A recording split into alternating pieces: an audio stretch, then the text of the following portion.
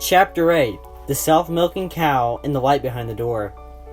As if to encourage Roy in his daring undertaking, the very morning he had planned for the search, a thrilling story was brought to him. Old Sandy the fisherman, whose oars returned so strangely, had come home from a night's fishing to tell how he had seen something moving in front of the cave as he was putting out to sea the evening before. He wasn't near enough to see what it was, but that someone or something strange was up there, he was perfectly sure. Then, on top of this, Roy learned that old Peter MacDonald, returning home past the cave late last night, had again heard peculiar noises issuing from it. Naturally, the stories were discredited by most of the villagers, who recalled the vain search already made. They were of the deepest interest. He felt more eager than ever to go on his great expedition and could hardly wait to start. Suppose the mysteries should not be connected and the occupants of the cave should prove to be smugglers or spies. The thought of that nearly made him draw back. Was it really worth the risk? For a moment, he was tempted to give up his idea. Then, remembering the old saying, "Nothing venture, nothing win," and he summoned up his courage and resolved to go. Roy planned to start out directly after lunch, hoping to get the whole business finished before supper, but he was considerably delayed by the arrival at the store of one of the villagers who, greatly excited, began to pour out a most curious story. "Oh, Mr. Wallace," began the old lady, "I never saw the likes of it in all my days. I never did. My old cow, sir, milked herself." "Well, sir, I don't mean exactly that, but it seems like it. Ye know how bad I've been feeling o' late. Sometimes, Mr. Wallace, I've hardly been able to get up at all, but I've always remembered old Nancy and tried to milk her regularly. Then, Mr. Wallace, yesterday morn, when I was feeling about as bad as ever I felt of late, I felt I couldn't get up, but made myself at last. When I went to the door, what should I find but my 2 milk cans, full to the brim, and a note beside 'em saying, 'Don't worry about Nancy this morning.'" The old villager paused for breath, then hurried on. "That wasn't all, Mr. Wallace. This morning the same thing happened.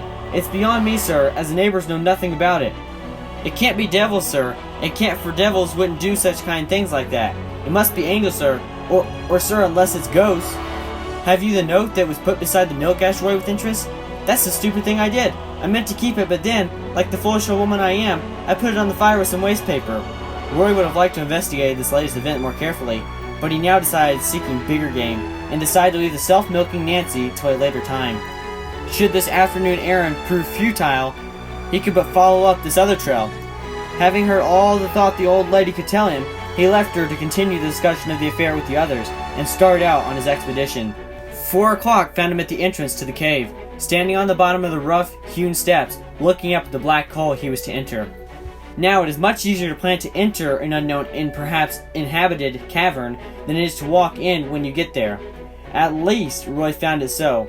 His legs weren't quite as steady as they had been a few minutes before, but reason finally overcame fear. At last, to a large degree, he had to come to explore the cave, not to stand looking at it, and in he would go. He climbed the steps, looking in the entrance and listening. There was no sound save the quiet dashing of the waves on the rocky shore below. Roy turned on the light, and its brilliant beam shone far into the interior, but it revealed nothing save rocky walls and a fork in the passage some distance inside. For a moment, he had the almost uncontrollable desire to turn and run, but controlling himself with great effort of will, he strode in.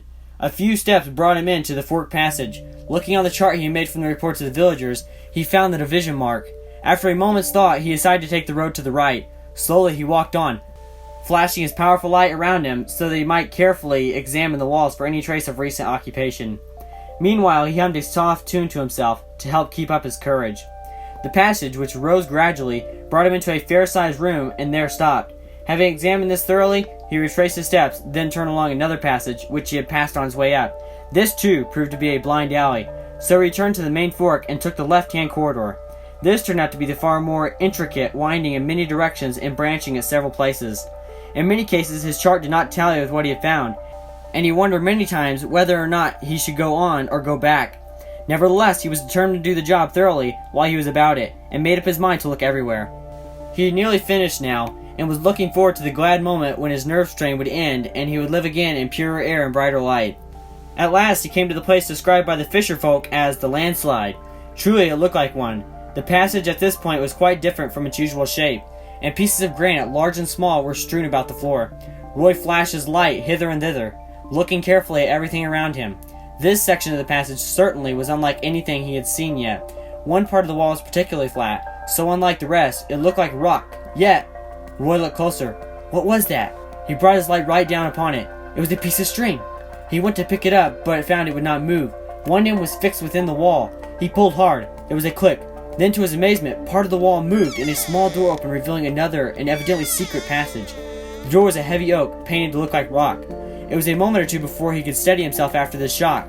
Then, having made sure the door would not close behind him, he followed the beam of his flashlight into the blackness. This tunnel was much smaller than the others in which he had been. Sometimes his head almost touched the roof. Occasionally, the sides came so near that there was hardly room enough for him to walk in comfort. The length of the passage amazed him, and the farther he went, the greater grew his desire to turn and go back. He had gone, he thought, perhaps half a mile, and was about to give up and return, when distant noises brought him to a standstill, petrified with fright. However, as they came so louder, he decided to go cautiously ahead and see whence they proceeded. To avoid exposing himself, he turned off his light and fumbled around as best as he could in the darkness. The noises became more distinct, though still muffled by distance. Roy hastened on as fast as he dared. Suddenly, as he turned round a bend in the passage, he found himself confronting an old doorway, through chinks and cracks of which a light was shining. Trembling from head to foot, but buoyed up with the thought that triumph was near at hand, he noiselessly crept toward the door, put his eye to the largest opening, and looked in. Continue listening.